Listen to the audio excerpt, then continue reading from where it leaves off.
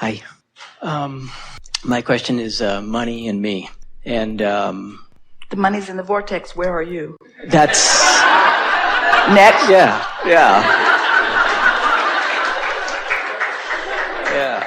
Well, that's the question. I feel... Well, you see, here's the thing. The vortex is... So what's this screwy vortex anyway? So where the money is, right?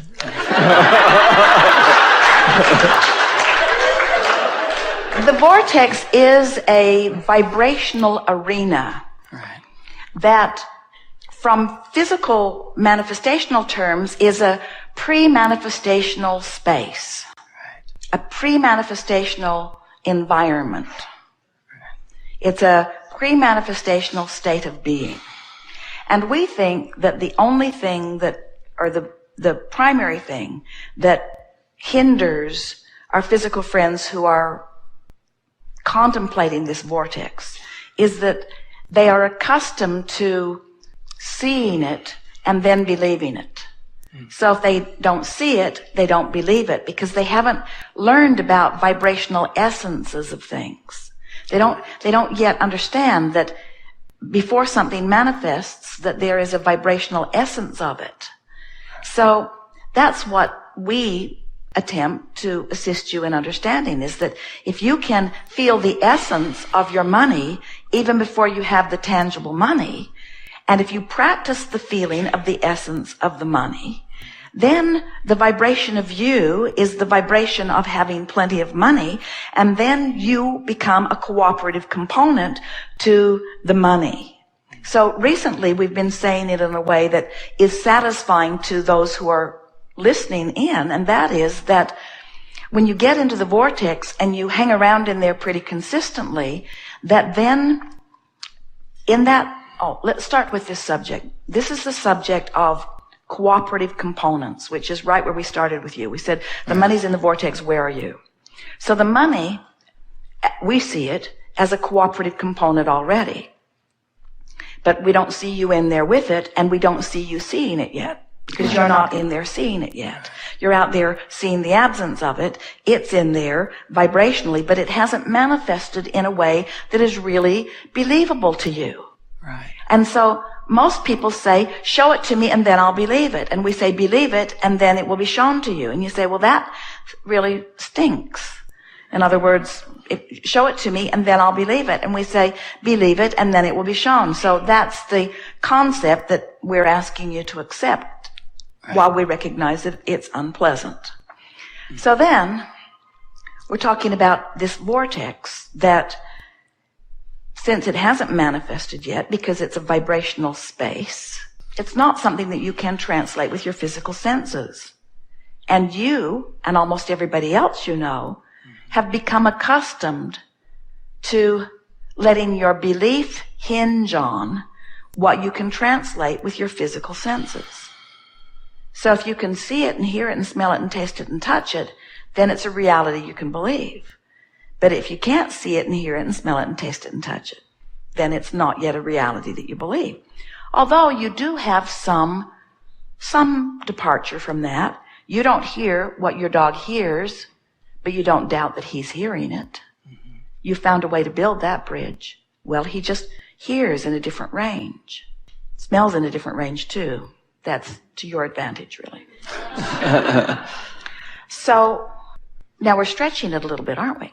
In other words, there are things that you believe that are not your personal experience, but you don't doubt.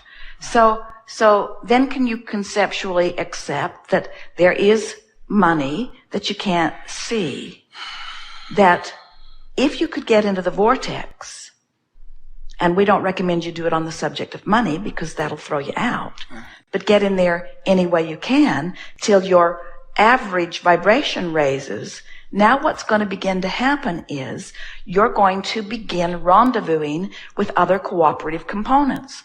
Well, what will those cooperative components look like? Well, in the beginning, the cooperative component is just an emotion. It's an emotion of interest, Haven't you had the experience where you're really interested in something even though you don't really know why? Haven't you ever found a person to be really fascinating even before you've had any really conversation? In other words, there's an interest. Well, that's you becoming a cooperative component. Right. So ideas begin to occur to you. Impulses begin to occur to you. Esther was driving yesterday really fast and loving it. She had her cruise set at 75 in a 65 zone.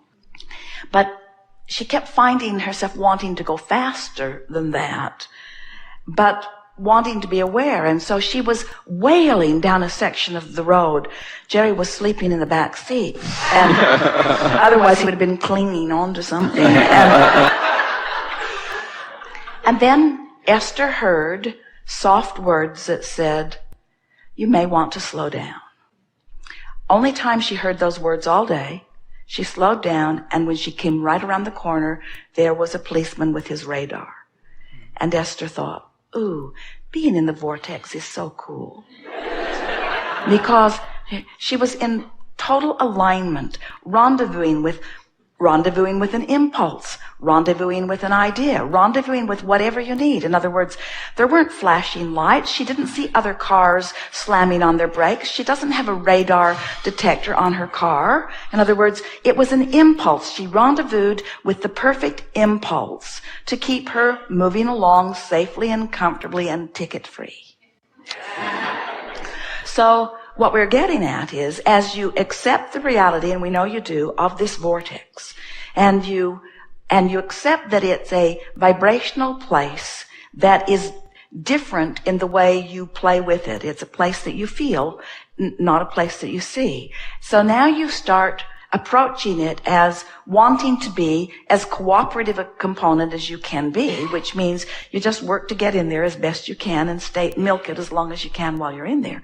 Then what begins to happen is, when you rendezvous with an impulse, even before you have any tangible evidence, in other words, that impulse may not immediately lead to something that gives you money, but it doesn't have to, because it was an impulse that felt good when it came. So now you're a cooperative component, a conscious cooperative component to impulses that increasingly feel good to you.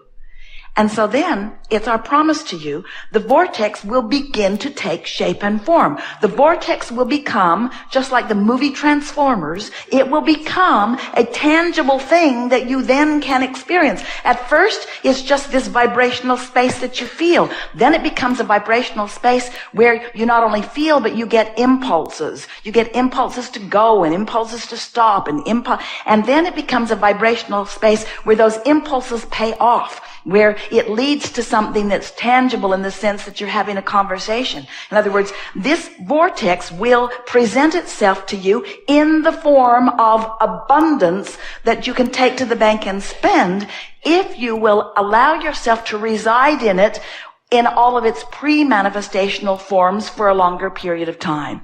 And that's what happens to most people. Most people don't have patience about it. The vortex spits them out, and they don't have the patience to get back in because they want it to be instant manifestation, like the stuff that they see out there in the manifested world. The vortex will give you everything that you want. You just have to be willing to let it be an emotional experience first. And that's what people in religion and otherwise have been calling faith for a long time. Maintaining the vibration that feels good. Doesn't faith feel good? Doesn't faith feel like expectation? And isn't faith sweet and delicious while doubt is icky and harsh? So it's a matter of letting the vortex feel good to you for a long enough period of time that it can prove to you the cooperative components that have already been gathered.